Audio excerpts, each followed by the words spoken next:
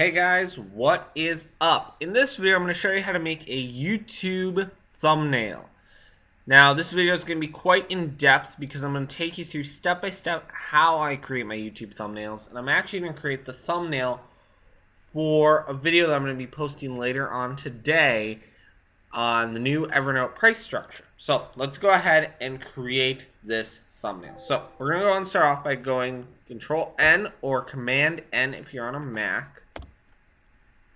Now, I have a template for this, but you just want to make sure that it's 1920 by 1080. You can get away with 720p, but if you want the most quality out of your image, make sure you are doing 1920 by 1080. Resolution you can leave alone, leave all this stuff alone. The only thing you also want to change is make sure your background is transparent. Go ahead and click OK. Ignore that warning. You shouldn't get that warning. And then you should be brought into this. This is a blank Photoshop document. So now we can start creating our image. The first thing, though, I want to do is I want to bring in an image of me. I like to put my face on the thumbnail so people know who actually created the video. So I'm going to go ahead and open an image. Control-O will bring that up. And I have a folder of all these different mug shots of myself. And I know my outside ones look a little better than my indoor ones. And I'm going to go ahead and choose this one. And that looks good.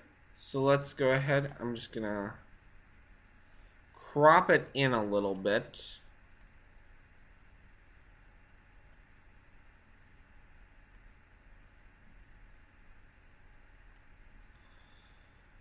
Just because I'm not too concerned with everything else in the image. Crop it in.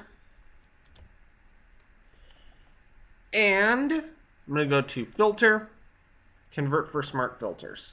Okay. Now what I can do is I can come in and say Camera Raw Filter. What this is going to allow me to do is I can now adjust my skin tone in some of those areas where it's a little dark. So I can see here, if I go to auto, it actually does a pretty decent job. I'm actually going to take that down just. Maybe not even take that down. Maybe take that up a little bit. And as well with the contrast, take the highlights up. Take the shadows down. Whites can go down a little bit.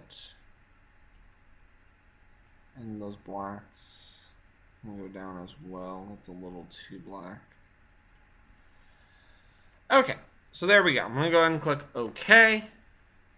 And it's going to apply that Camera Raw filter to the image. And you can see just what a difference that makes. If I turn that on and off, you can see it's quite dark and we've just made it a lot lighter. Now what I want to do is I want to go ahead and remove myself from the image. Now you're probably thinking, oh my god, that's got to be hard because you're going to have to go around to each individual area.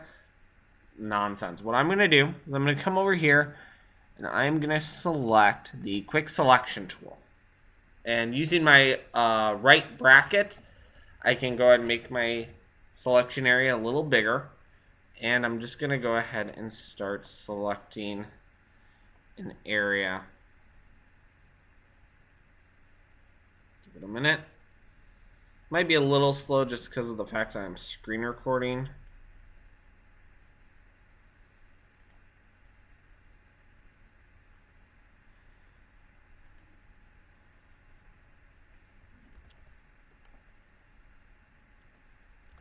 Now you can see here if I zoom in that it got a little bit of area where it shouldn't have. If I hold my Alt key, it will actually be a minus. So now anything I click on, it will remove from the selection. Try and tighten that up around my face. A little bit more there.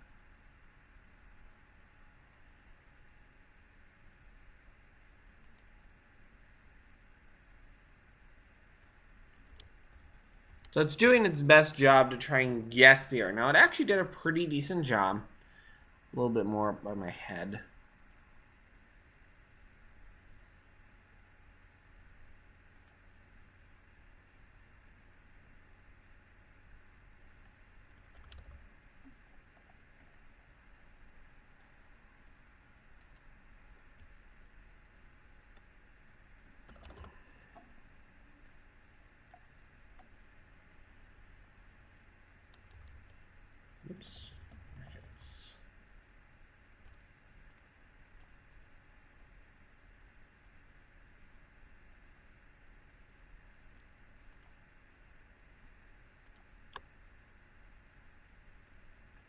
Okay.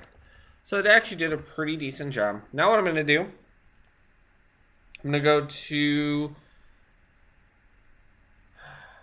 select refine edge. That's going to bring up the refine edge tool. Now I'm going to say show radius. Oh, hang on. Black on white. Show the radius. Move this over to the side and turn on smart radius. This way, now as I bring it up, and what this is going to do for me is it's actually going to soften that edge. It's going to kind of get some of the area like my hair where it might have lost some of the detail in my hair.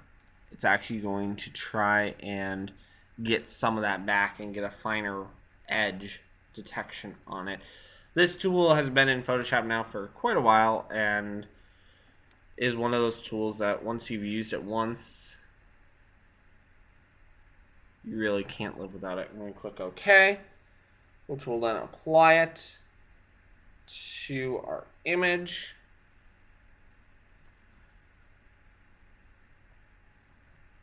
And Control C, and now go back to where I actually want to create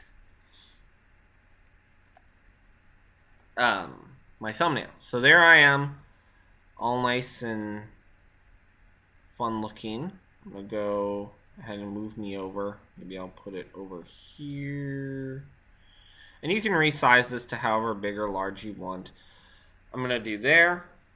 Now, I've got all this empty space here. I'm going to put some text. Now, the thing you got to know about text is you want your text very minimal and you want it to be huge. So, let's come over here.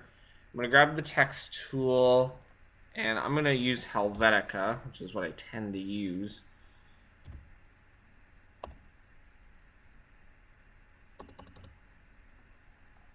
Let's scroll.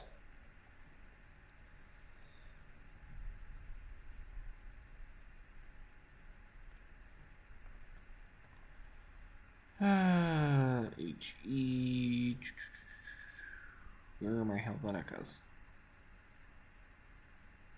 Okay, I think what I'm going to have to do is I'm going to have to use my impact font. I'm going to use impact, and I'm not too worried about the size it says over here because we can adjust that later. And I'm going to say Evernote, and obviously I'm going to change the color to something we can actually read. Black, maybe. Evernote. Price.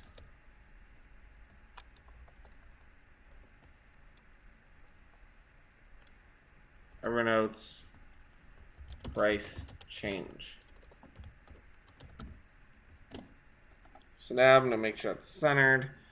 Okay. So what did I say about text? It's got to be huge. Now this, in a thumbnail, if I zoom out, that's about a thumbnail size. That ain't going to read. So you want your text pretty big here. So go ahead and Control T. That will just affect your text. And you can bring this out to the size it needs to be. It doesn't matter if it overlaps me a little bit. It can go over my shoulder. That's fine. Now when I go into thumbnail size, that is very easy to read. Like I said, huge text reads better, and you want as minimal text as possible. Now, what I'd like to do is I have some empty space here. Maybe I want to go ahead and put the Evernote logo. So I'm going to go onto a Google search. I'm going to search for Evernote logo.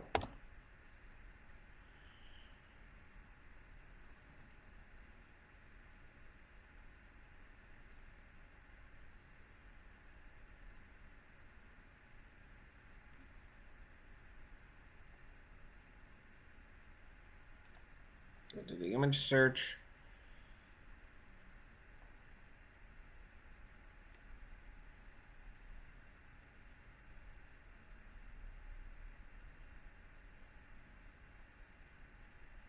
And I'm going to go and use this one.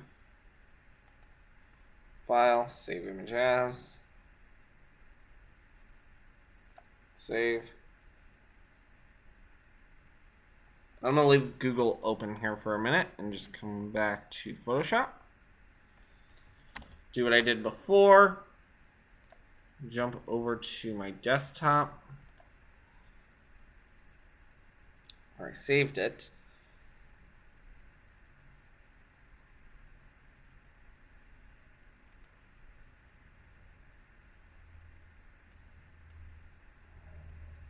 I was going to say that folder better not be empty. There it is. Just click open. Now you could do the copy paste thing, or sometimes what I'll just do is I'll just drag it from one canvas to the other. And put that there, maybe rotate it a little bit. Okay, so that looks pretty good. Let's go and zoom out. Looks good. Now, one thing you do want to remember is this bottom right corner.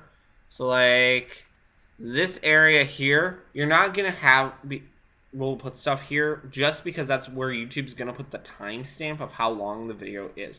So keep that in mind. I'm safe with having my body here because no one's going to be looking at my body. They're going to look at my head, at least in theory. So I am fairly safe there. Now, the last thing I need to do is I need to put the background in. Now, what I usually do is I go to Google, and I search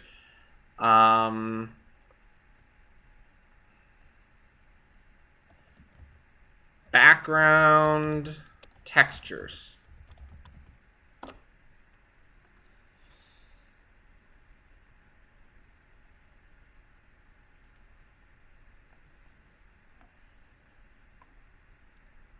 And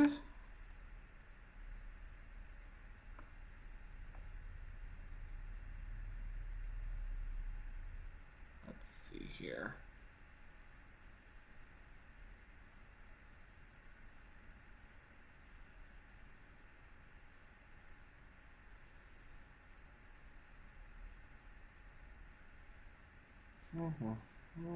Which one looks good to me? I think I'm gonna use this one.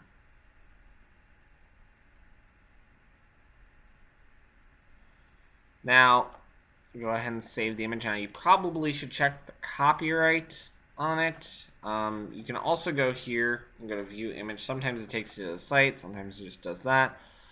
Either way, you're going to want to save the image.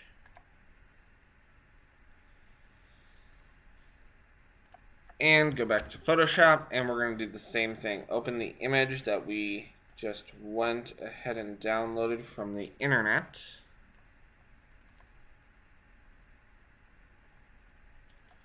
And drag and drop it right on top of our pre-existing image. There we go. Now, move this all the way down to the bottom. Now, that's actually kind of hard to read, and I would never use this as is. So, first thing I'm going to do is I'm going to change my text to white, because it's actually going to be easier to read on this background. And I'm also going to add a stroke. If I double click on the layer way over here, I can go ahead and add a stroke to my text. Now, here's the thing with strokes. You want them to be actually kind of big, because if they're too small, they're almost barely noticeable. If they're too big, they just look stupid. So you want to find a nice little balance here.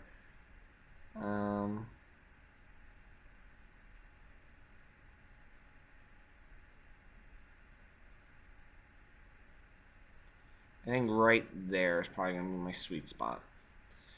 And I'm going to make sure my stroke is on the outside, so that what I mean about it kind of starting to look kind of stupid if it gets too big. There we go. That looks really nice. I'm going to click OK, and there it is with a nice stroke on it. Now, on the actual Evernote logo, I'm also going to add a drop shadow. I think drop shadows just kind of give everything a nice sense of belonging, if you will. Let's just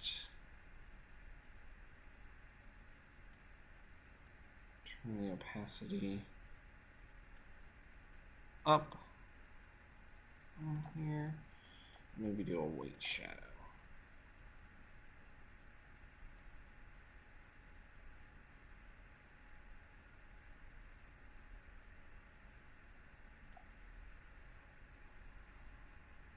And size. Distance. A little bit of spread. Click OK.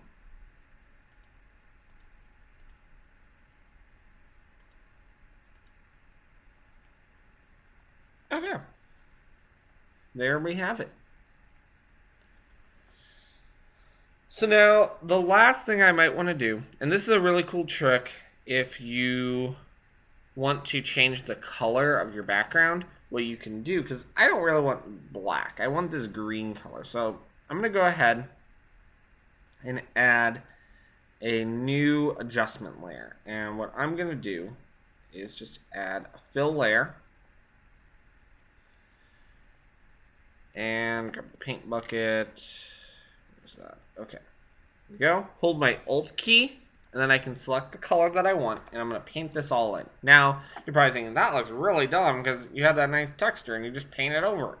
Don't worry. What you got to do is you got to go over to where it says normal and change it to overlay.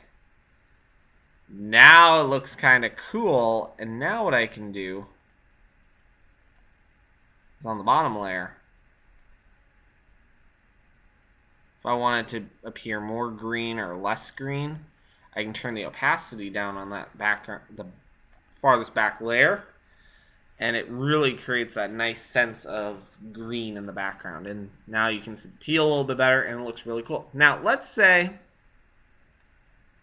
you went ahead and you used a background like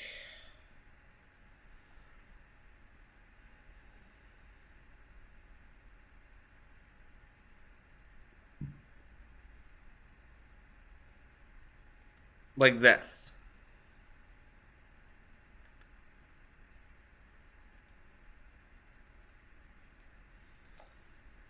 Where it's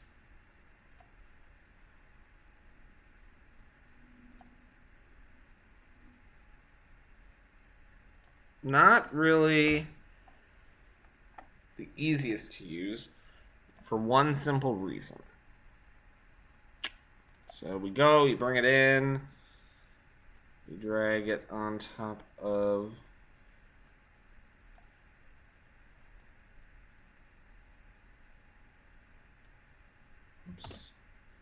that was on the wrong tool. We drag it in. Hang on. Have a new layer.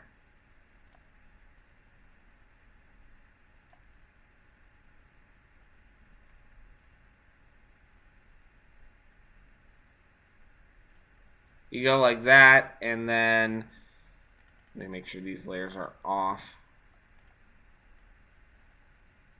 Bring it up. Actually, no. And let's say you wanted it red. So you go, you grab your paint bucket, you make it red, as red as you can, and you paint it, and you go to overlay. And you're like, that's not what I wanted. Okay.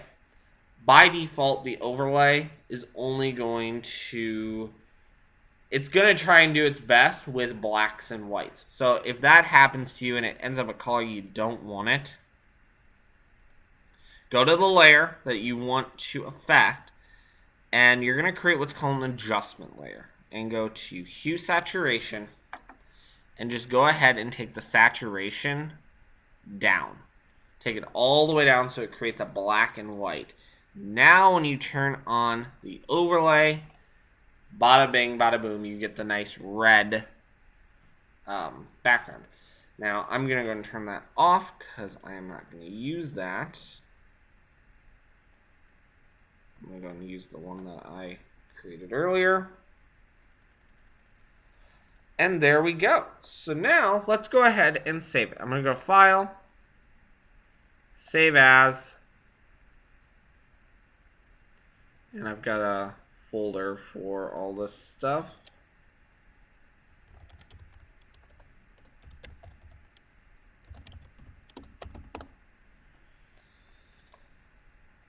And we're going to call this YouTube or Evernote.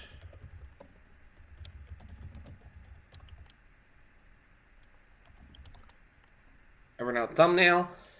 And I'm going to go and save it real quick. It's fine. File, save as.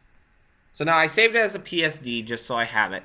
But then I'm also going to go ahead and save it as a PNG. You want to save these as PNGs so that way you get the best quality out of your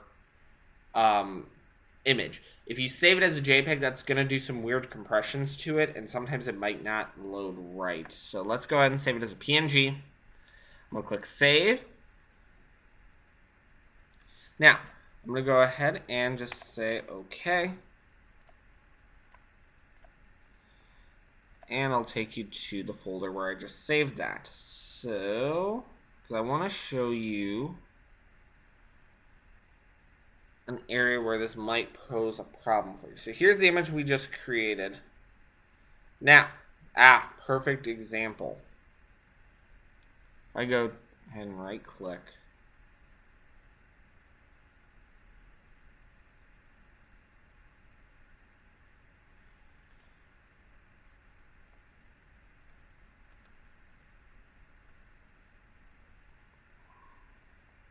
I go to the properties of this image.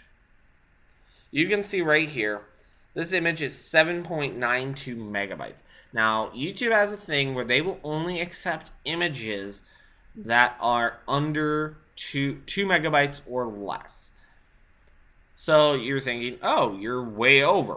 Well, how am I? It's a very simple image. Well, actually, it's not. It's actually a very complex image if you look at it. We got a lot of details going on, and a lot of that detail is probably going to be in my face. Now, there is a trick we can do to fix this. We could save it as a JPEG, or we can go and click on an area. We're going to go ahead and say Filter. Okay, so what you want to do is you want to go to create a new adjustment layer. It's this little circle right here. And then click on Posterize. What that's going to do is it's going to what did I just do?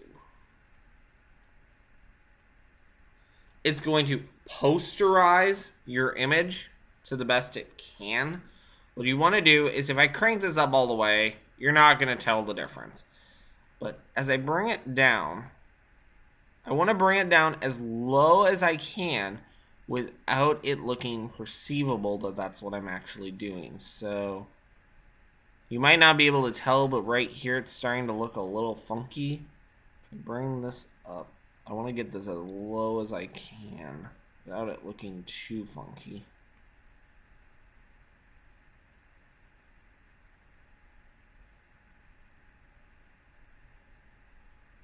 So maybe like right there, I think, is where I want to take it.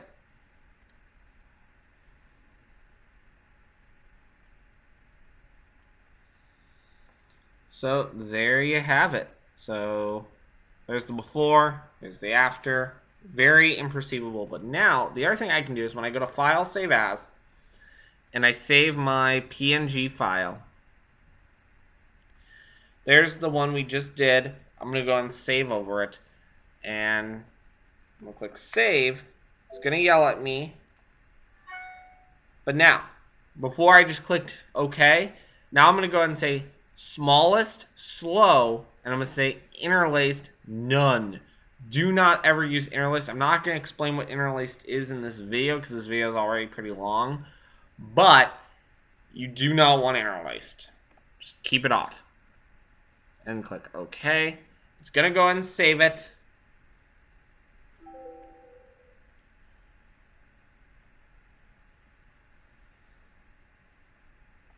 It's done. Now if I go back to that folder and I right click and I show you the properties, now the file is 1.46 megabytes. That's a huge difference from the 7 point something odd megabytes we started at. This will definitely upload to YouTube very easily and will be a great YouTube thumbnail for my image, for my video. So I hope this helps you guys out. Sorry for this video being very long, but I wanted to make sure I explained everything. Now, in reality, a thumbnail image maybe takes me about 5 minutes to create when I'm not actually explaining everything I'm doing, but I wanted to make this video. I've been meaning to make it for quite some time and wanted to show you guys how I create thumbnails. So, hope that helps, and I will see you guys in the next video. Peace!